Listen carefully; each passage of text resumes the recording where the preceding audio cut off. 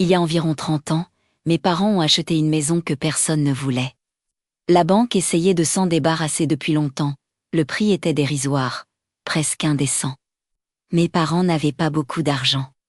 Mais ils savaient pourquoi la maison était invendable, il y avait eu un suicide, et peut-être même un meurtre. Ils ont signé, en connaissance de cause. La maison était restée vide longtemps, mal entretenue, presque abandonnée. Mais mon père était bricoleur.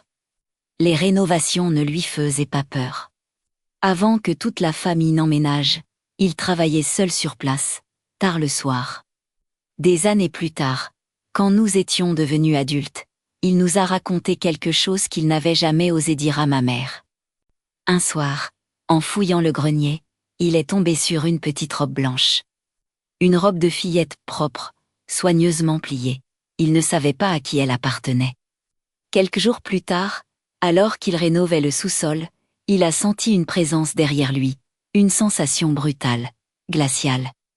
Il a eu peur, une vraie peur, il savait. Sans pouvoir l'expliquer, il savait que c'était la petite fille. Alors il a parlé, à voix haute. Il a dit qu'il allait vivre ici avec sa famille, qu'il avait 2 filles et un garçon. Qu'il prendrait soin de la maison, que tout irait bien.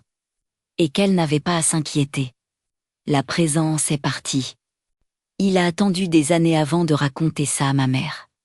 Il savait qu'elle n'aurait jamais accepté de vivre là si elle avait su. Si les histoires vraies inexpliquées te fascinent, abonne-toi. Ici, chaque maison a une mémoire. Et certaines ne sont jamais vides.